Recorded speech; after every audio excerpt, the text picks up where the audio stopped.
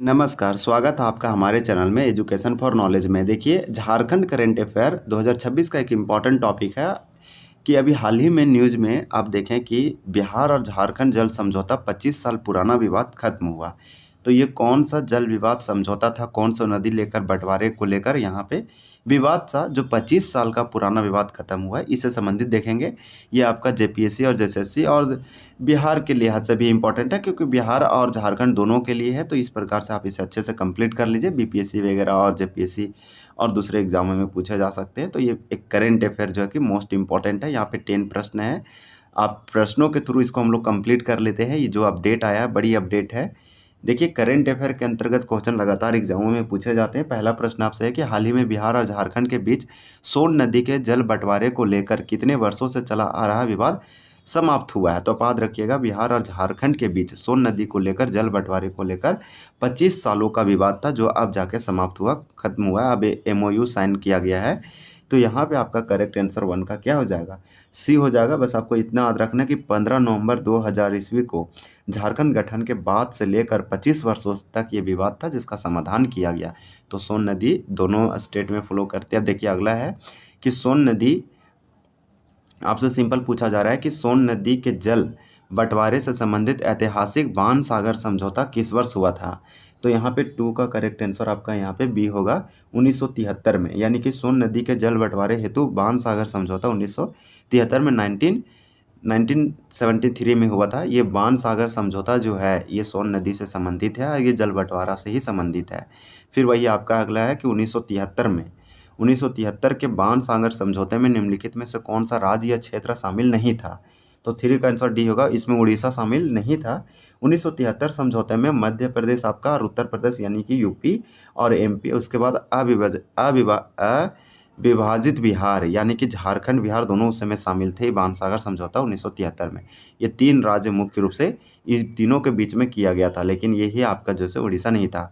सोन नदी अमरकंटक पहाड़ी मध्य प्रदेश से निकलती है। देखिए, क्वेश्चन नंबर आपका 4 है, इसमें उड़ीसा शामिल नहीं था। मुख्य रूप से 3 राज्य शामिल थे इस जल समझौता में।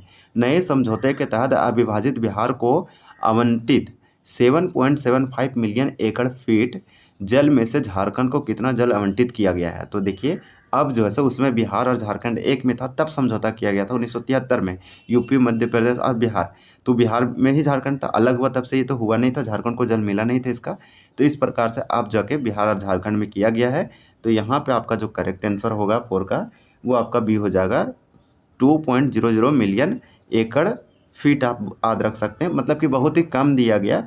तो इस प्रकार से 7.75 आप बोल सकते हैं कि मिलियन एकड़ फीट में से बिहार को बिहार को कितना मिला है? तो 5.75 मिला है ये बिहार को, आप याद रख सकते हैं सिंपल। तथा झारखंड को मिला है 2, यानी कि 2 पॉइंट आप बोल सकते हैं मिलियन एकड़ फीट में। तो इस प्रकार से जल का बंटवारा किया गया है, बिहार को ज़्यादा दिया गया। इसका रीज़न भी है कि यहाँ पे सोन नदी मैक्सिमम जो है फ्लो करती है और गंगा में जाके मिलती है पटना के आसपास। सोन, देखिए, सोन जल विवाद को सुलझाने के लिए किस आयोग की अध्यक्षता में समर्पित का गठन समिति का गठन किया गया था? तो 5 का आप याद रखिएगा, बी होगा, केंद्रीय जल आयोग। तो केंद्रीय जल आयोग का मतलब सेंट्रल वाटर कमीशन जो है, सोन नदी जल विवाद सुलझाने के लिए इसी आयोग की अध्यक्षता में समिति का गठन किया गया था। फिर वहीं आपका अगला प्रश्न है कि सोन नदी का उद्गम स्थल निम्नलिखित में से कहाँ स्थित है? तो 6 का करेक्ट आंसर आपका यहाँ पे क्या हो जाएगा? तो बी हो जाएगा, याद रखिएगा, अमरकंटक की पहाड़ी मध्य प्रदेश में। तो मध्य प्रदेश का जो अमरकंटक पहाड़ी, वहीं से सोन नदी का उद्गम है, स्थित है। तो इसमें आप इतना भी याद रख सकते हैं कि सोन नदी मध्य प्रदेश के अमरकंटक पहाड़ियों से निकलकर बिहार में जो से पटना के पास गंगा में मिलती है। आप इसमें थोड़ा सा ये भी याद रख सकते हैं, अपना डाटा ऐड कर सकते हैं कि केंद्रीय जल आयोग, इस केंद्रीय जल आयोग का जो स्थापना हुआ है 1945 में किया गया। इसी की अध्यक्षता वाली समिति द्वारा यह फैसला लिया गया। तो एक अच्छा मुद्दा है, आप यहाँ से इसे कंप्लीट कर सकते हैं। फिर देखिए, बाण सागर बांध मध्य प्रदेश के किस जिले के देवलोध नामक स्थान पर स्थित है?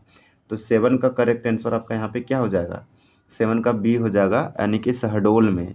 तो आप याद रखिएगा, बाण सागर बांध मध्य प्रदेश के शहडोल जिले के कहाँ है? तो देवलोंद नामक स्थान पर है। तो इस प्रकार से बांध बनाया गया था मध्य प्रदेश के द्वारा।